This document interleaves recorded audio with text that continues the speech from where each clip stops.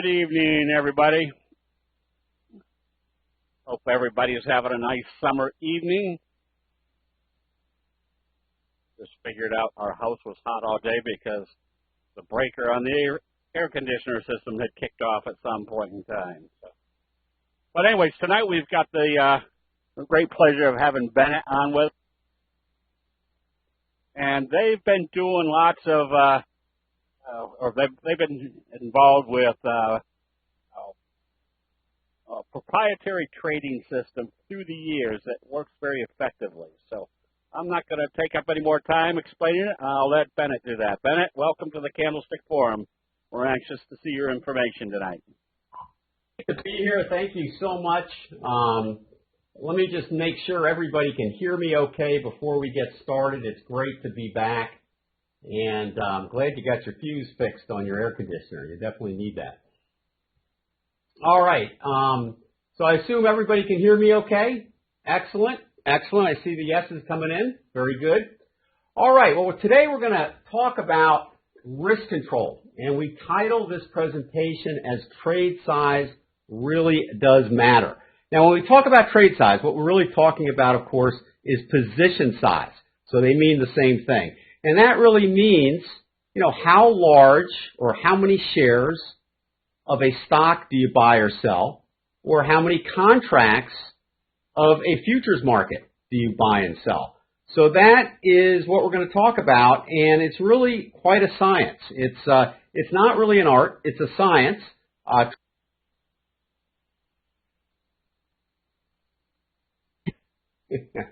we back? Okay, sound is back. All right, let me know again if we lose it. Sometime I'm the last one to know. I'll just be talking away and it cuts out for some reason. All right, so what I was basically saying was that trade size is really important because it's a formulation of calculating your trade size that's important, and we can really make that a science to give you an edge in whatever trading approach you're using. If you're using the candlestick system by Steve, whatever it is, all right, this particular structure that we can add to your trading is going to really benefit you a great deal. All right, so let's go through it here. And basically, by the end of this presentation, we really hope to give you some really great tools on how to work your risk control.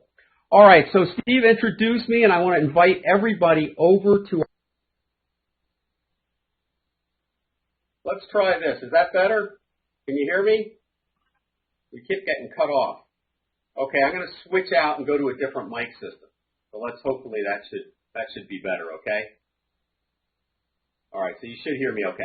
All right, so anyway, what I'm saying is come by and visit our website. We're at traderscoach.com. We'd love to have you come visit. We got a lot of cool stuff and free stuff, some free videos as well that you can look at after this presentation on risk control. So you may want to check that out. All right, we can't do any presentation without first just basically saying that there's risk involved in trading. I think we all know that. I always say without that risk, there is no opportunity. So the two really go hand in hand, okay? All right, so there you have it.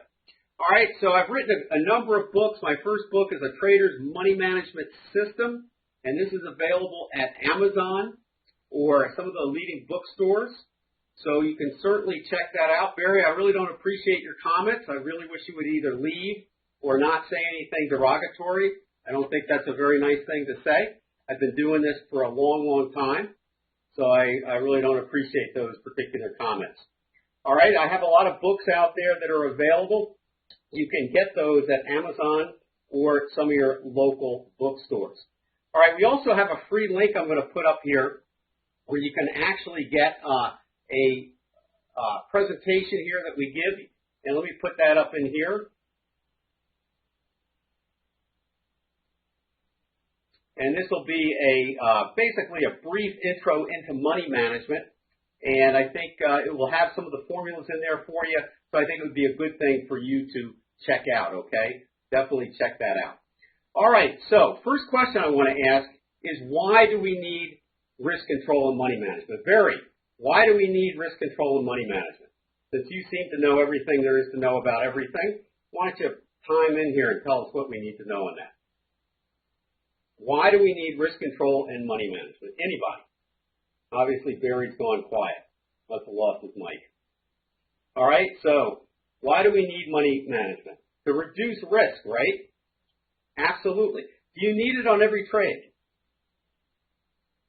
Do you need it on every trade? You betcha. All right, you don't want to have a money management or risk control program where you're just using it whenever you feel like it. You have to have something structured so you use it all the time. Okay? And as Jay says, you don't want to lose your butt, right? Okay, so definitely use it whenever you can all the time. It really separates the pros from the novices. And the reason is simply, there's a fact, some losing trades are a normal part of trading. All right, you're going to lose a certain amount of trades. Not every trade, all right, is going to be a winner. And so you really need to, and you're never really going to know what trade is going to be a winner or a loser.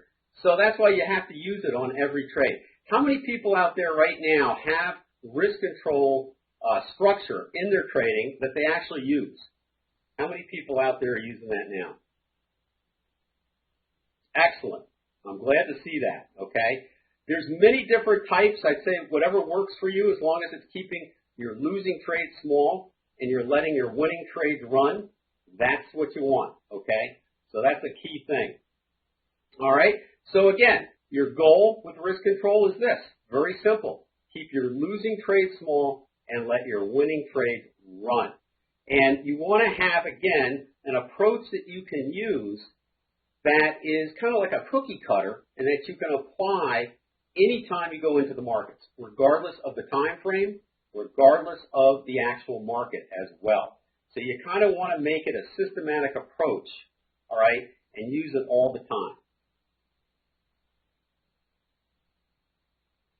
All right, one of the things I'm going to spend some time doing today a little bit is going over some of the calculations that we use to calculate trade size and also the percent to risk on each and every trade, because that's really something you kind of have to know how to do before you can implement any type of structured risk control. So let's go over first really why you need it again. With money management and risk control, it allows you to be wrong. Very simple, because you don't always have to be right, and you're not always going to be right. It helps control that risk. It takes into account that every trade can be a potential loss. It separates the pros from the novices, and it really is a state of mind. Really is a state of mind. How many people out there, when they first started trading, very beginning, had no idea that they really were going to have a mindset or need a mindset to apply risk control in each and every trade? I'll bet you very few out there when they first started trading realized how important money management is. And how many out there would agree with that? Probably pretty much everybody, I would think.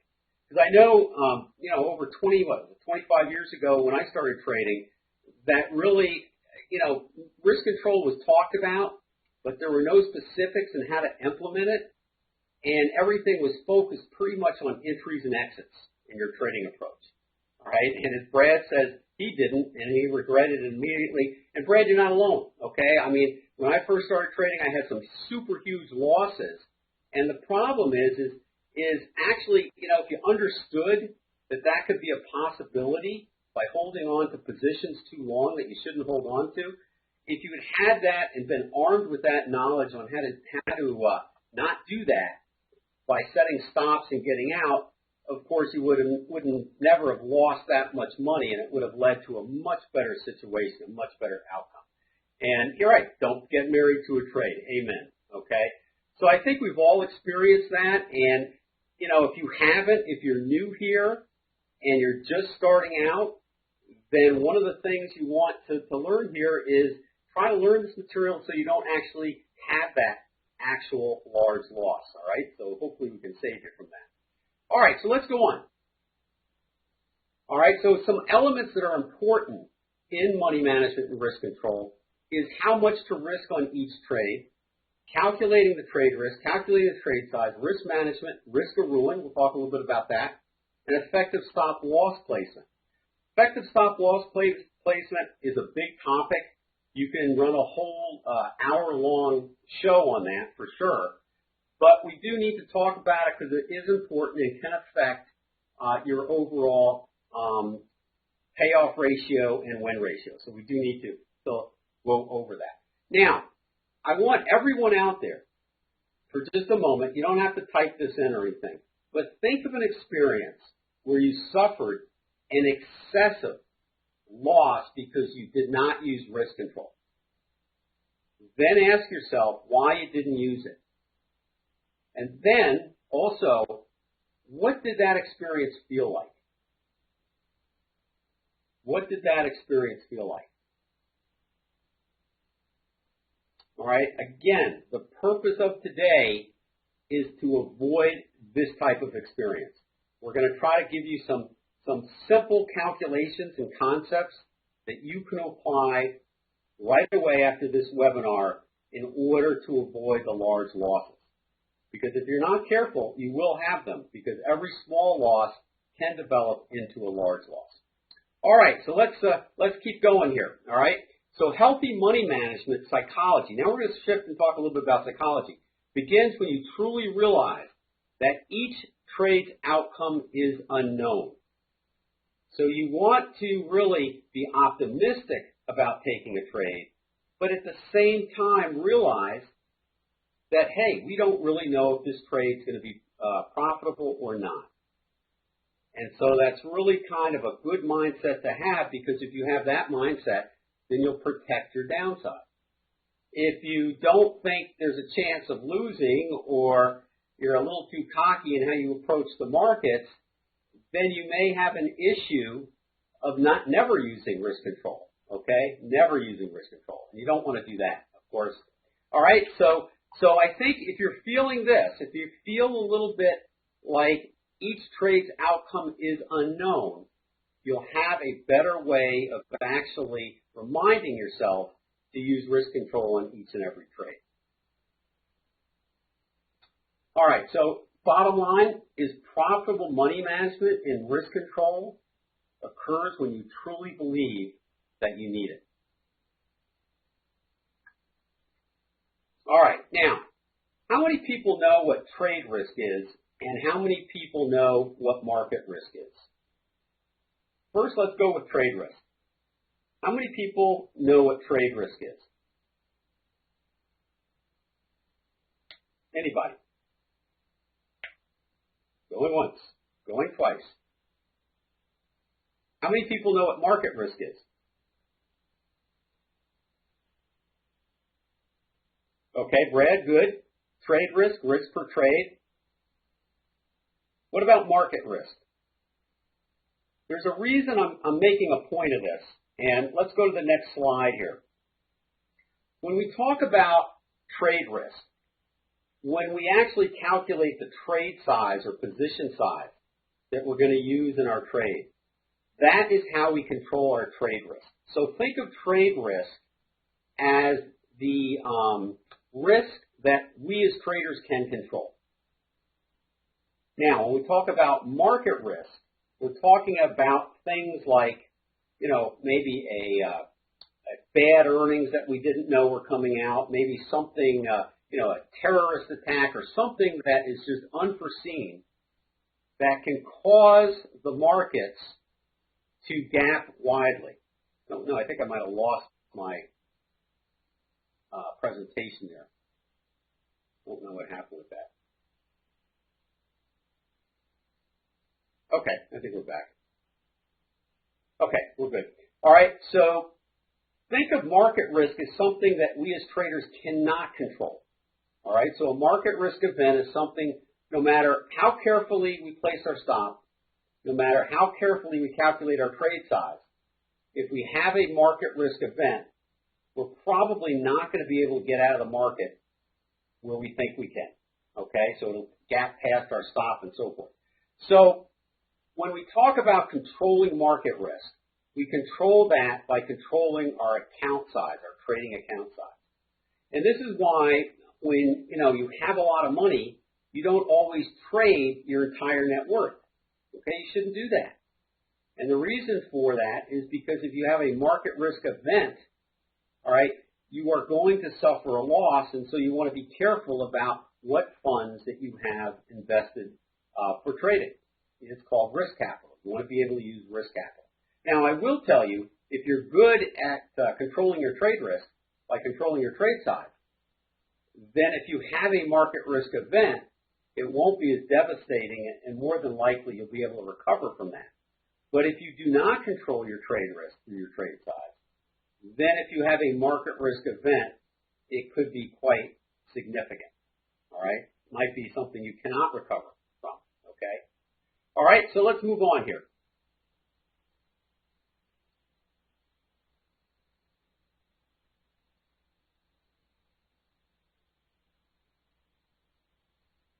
So the next topic we want to take a look at is to make risk of ruin work for you instead of against you. And we do this by determining the proper trade risk percentage based on the risk of ruin tables. So, couple definitions we want to go over here. There's two primary definitions to understand when talking about risk control. One is the win ratio, and that's simply how many trades do you win versus how many trades do you lose. And it's usually talked about in a percentage type of format. The payoff ratio is how many dollars do you make for every dollar you lose. So if we go to our next slide, the win-to-ratio formula is the number of wins divided by the total number of trades. For example, if you have a 60% win ratio, all right, that means you're winning 60 trades out of 100. Okay, 60 trades out of 100. All right, and that means you're winning 60% of the time. So that means you're losing 40% of the time. Now, how many people think a trading system that wins 60% of the time is bad? How many people think that's bad? Or how many people think that's good? It's pretty good, right? Okay, depends how much you lose versus you win. Good. It's not bad because that's an edge. Anything above 50% is your edge. So 60% is not too bad. Now that doesn't mean you might not have periods where you're winning 80%, but you also might have some periods where you're losing more too. But as an average, let's say after 100 trades, if you're winning 60 of those 100 trades, then you're at 60%. So that's pretty good. You can do pretty well provided you cut your losing trades short and increase your payoff ratio. So let's talk about the payoff ratio next. All right, so the payoff ratio is the average winning trade divided by the average losing trade. This is usually expressed as a ratio. So if you, for example, have a 3-to-1 ratio, that means you're winning 3 times as an average more than you're losing. And our example on this slide is, if you're winning $300 as an average and losing $100 as an average, your ratio is 3-to-1. That's really good. All right, 2-to-1 would be $200 winning per $100 loss. All right, so the payoff ratio is always a ratio. The win to loss is always a percentage. Now, what's interesting is that when we look at some tables here, the risk of ruin tables are really good to help us see this a little better. The payoff ratio, which is on the top area, and the win ratio, which is on the left side there, they are kind of married. So the win in this example here, if you have a win ratio of 55%, so you're winning 55% of the time, but your payoff ratio is 2-to-1, you have a 0.2% chance of going bust. Okay, in the risk and ruin table. That's pretty low.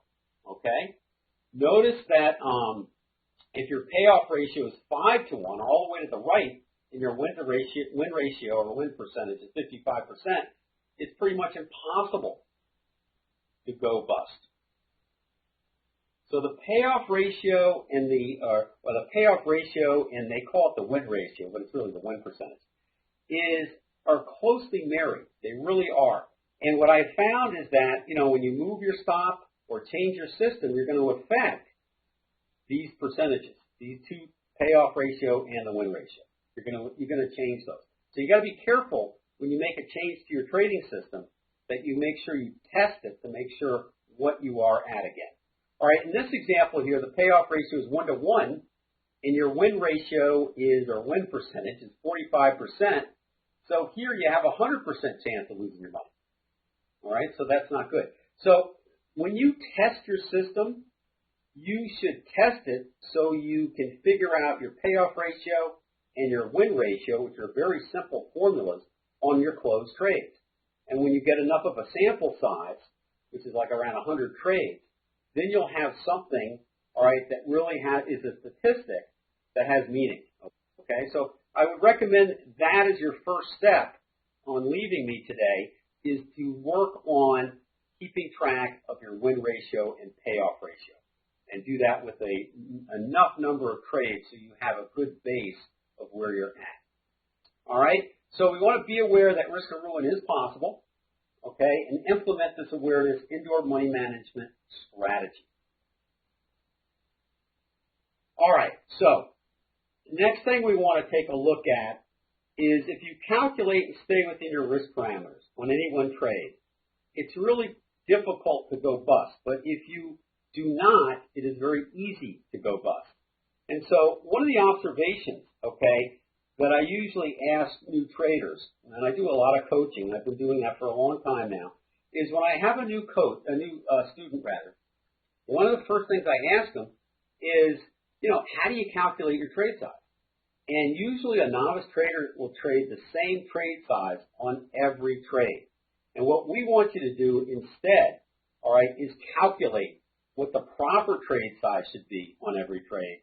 So if you get stopped out, your loss is known and is controlled. All right, so let's go through a couple formulas to really see what more about this we can do to actually implement it in our trading. So we're going to take basically an example here. All right, your trading account. Here's the question. The trading account's $50,000. You're trading with a stock margin account, allowing you to margin 50%. This increases your buying power to $75,000. You trade using the 2% risk rule. Your trade entry is $26.99 per share, and your initial stop loss is at $25.45. Your commission for this example is $10. The next question is, what should be your maximum trade size? A, B, C, or D? Well, let's walk through it and show you how we calculate it.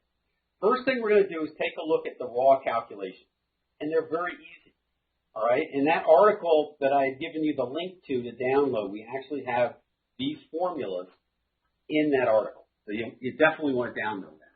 All right, so let's take a look at this.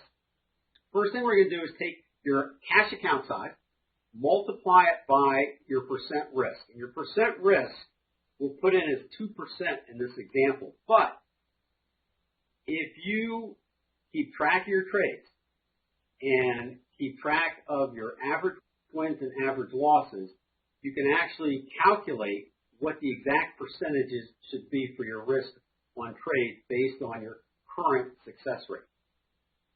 But for now, we'll just use 2% in this particular example as a rule of thumb. And 2% usually means that you have a system winning 60% of the time, and the payoff ratio is 2 to 1. All right, so in this example here, we have a $50,000 cash trading account. 2% of that $50,000 is $1,000.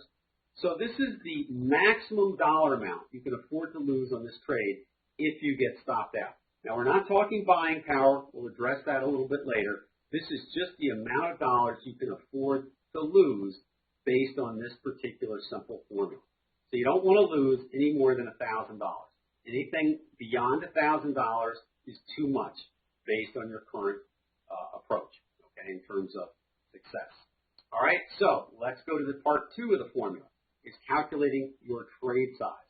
So the next thing we do is we take your risk amount in dollars, which we just calculated, that's 1,000, subtract out your commission, so we get a net figure, and then we want to divide that between the raw risk, which is the difference between your entry and stop. So it would be the difference between your entry and stop. So in this example, it's $1.54 based on the exercise we gave you. And so the answer is 642 shares. Now, the other thing that's interesting here is that we have a calculator called the trade size calculator here that we've developed that have these formulas built into it. And if you put the account size value in, the risk in, the parameters of the trade, that means the entry price, the exit price, the point value, this happens to be a stock example, so you put 1 in there, and the commissions, the margin account, if you're using a margin account, if it's an all-cash account, just put 100% in there. Put stock, hit calculate, and it will also give you that 642 share amount. All right, so it just does it automatically in the software. All right, so that is example number 1, okay? And in this case here, your answer is 642 shares. All right, let's go on. All right, we got one more here. All right, so the next question has to do with buying power. And the reason we bring this question into the mix is a lot of people get confused when they think that they're only allowed to risk $1,000. They think that that's only the amount of money they can actually have in the trade. And it's not. Okay, so buying power and the dollar amount you can afford to lose are not the same. And this example will show that. All right, so your trading account is $50,000 again. You're trading with the stock margin account, allowing you to margin 50%, increasing your buying power to $75,000. You trade using the 2% risk rule. Your trade entry is $91.49 per share, and your initial stop loss is at $90.23. Your commission round trip is $51.22. So then the next question comes is, how much is the total cost of your initial trade with the 2% trade size calculated? All right, so let's walk through it here. All right, if we use the trade size calculator and put these figures in, it's telling you your trade size should not exceed $753. And yes, Brad, it's still $1,000. Okay, it's still $1,000. All right, so the account size is $50,000, so 2% of that is $1,000. So in this case here, once it tells you your maximum trade size, if you want to trade that, you take that, which is 753 shares, and multiply it by the entry price. So the actual amount of your trading capital that you're going to need to make this trade is $68,891.97. Now, are you using margin? Are you using margin in this example? You betcha, because your cash account's at $50,000, right? And this is going to cost you $68,891.97. So you're using about $8,891 in margin on that account. But again, if you get stopped out, your loss is going to be no more than $1,000 if you get out where you're supposed to. Okay. All right. So, well, that is a great question. Brad's asking that, assuming you're trading it all in one trade, right? That's correct. That would take up basically your entire trading capital. So if you didn't want to, if you wanted to not trade that much, you just lower your trade size. We just don't want you to exceed that particular number. Okay. You can also set it up to not go past your cash account size as well. Okay. And that way you don't trade too much of your capital at any given time. All right. So now the next question is kind of an interesting one because it's going to really tell if you understand the concept here. In this example, all right, that I'm going to show you, not the one we did, but the one I'm going to show you. If the distance between your entry and exit is closer than $5.75, what would your trade size be? Well, let's just take a look at the example here. All right, so in this example here, let's say we have an entry price up at 1168.25 and a stop loss price here at 1162.25. Okay, down here. All right, so the actual risk, the raw distance between the entry and the exit price is $5.75. Now, this happens to be on the S&P E-mini contract. So what we're going to do is take a look at the calculator that's on the right-hand side of the slide. And we have the account size of $50,000. Percent risk is 2. We put the entry price in, all right, the exit price in, and calculate the trade size. But my question here is, what if the risk instead of $5.75 showed up, if it was less than that? What if the entry and the exit were closer together? What would happen to the trade size? Would it be smaller or larger?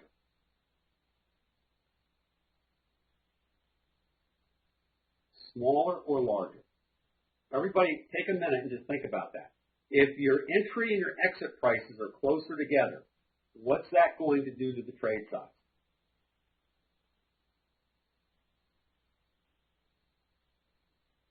It's going to make it larger, okay, because your risk now, okay, is not as great in a raw sense than it would be if it was closer together.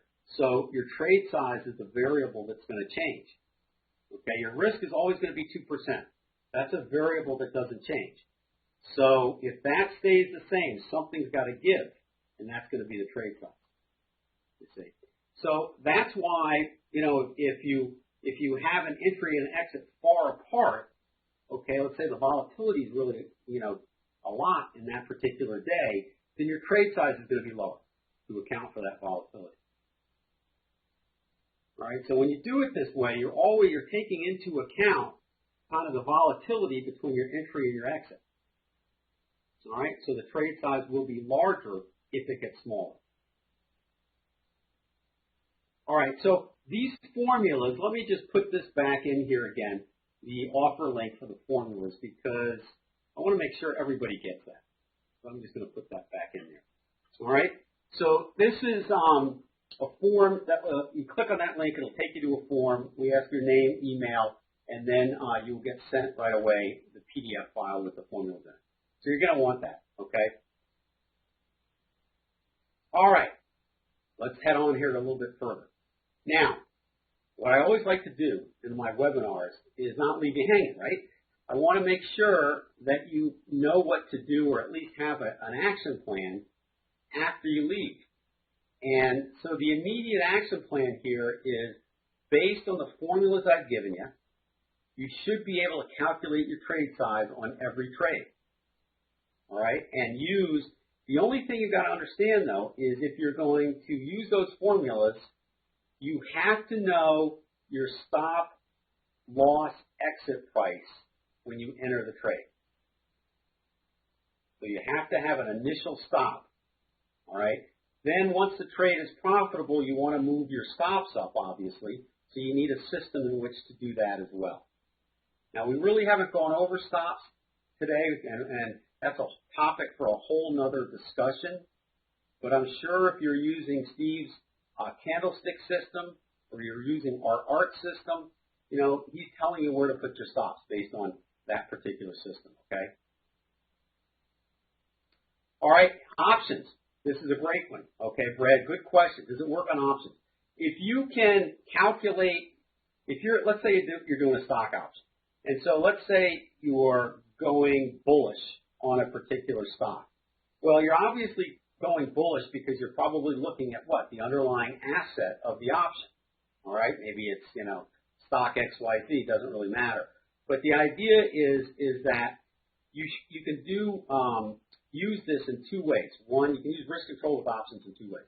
One is you can calculate what your trade size would have been on the underlying asset and then buy an equivalent amount of options instead of the underlying stock. So if you, let's say, were like at 800 shares as your maximum trade size using these formulas, then you don't want to go, for example, more than, 8 contracts. Now, another way to do it, if you're risking 2% on every trade and your account size is 50,000, well, then you don't want to risk more than 1,000. All right, so don't buy more than $1,000 worth of options, or don't have risk at play that's going to give you more than $1,000. Okay, good question, excellent. All right, so the formulas again are in that money management article, so definitely download that. Okay, everything you need is right there. All right, any questions before we go on? Any other questions?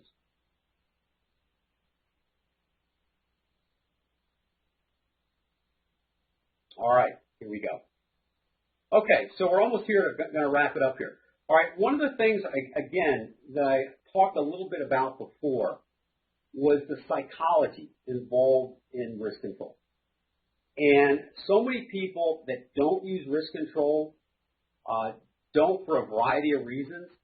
But I think what you have to do is you have to have a very balanced mindset. So I always say by acknowledging the good and bad of what can happen in the markets, all right, and by fine-tuning your money management system, you're really going to have an edge in the markets. You want to realize that the markets, hey, there's opportunity every day. But, you know, you can also lose your shirt if you're not careful. And so all you have to do is learn how to protect your downside, all right, and then you can have fun in the markets.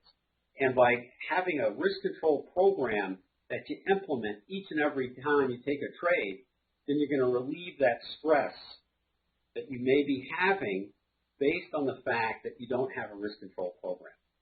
So that's the goal of risk control, really to add to a stress-free environment, okay? So, bottom line, always use risk control, all right? Okay, so how many people out there now are going to go after this webinar and use risk control, okay? I want to make sure everybody understands it can work for everybody, all right? So I'm going to assume everybody's thinking yes, yes, yes out there. All right, so here's the article again. I got the link up there, okay? And again, risk control really is the door that separates the novice traders from the professional traders. It really is. There's many, many ways to skin the cat in the markets in terms of a trading approach. The main thing is use one that you believe in and works well for you, and then make sure you use risk control. All right, that's going to go a long way to helping out your success. Now, we also have an offer here, too, for if you want the calculator, I'm going to put the link up for that. All right, it's a whopping $19. So just don't go to Starbucks today and you can buy the calculator. All right, so there you have it. All right, so if you want the calculator, I put the link up there. All right, you can use the formulas or the calculator, whatever suits you best. Okay. So there you have it. All right, so that's it. I mean, I'm going to keep it simple. I'm going to end it there because really that is, if you follow these simple guidelines, you're going to have a much better experience in terms of controlling your risk and keeping your trade losses as small as possible, yet letting your winners run. Okay, that's really the key to this business. It really is. And don't worry about, you don't have to have a trading system that's 80 or 90% right. Okay, you don't need that. You do need to have one where the numbers of your win percent versus your payoff ratio give you an edge. You have to have that. So when you're testing, make sure you can achieve that edge. Okay? All right. Any last questions before I turn it back over to Steve?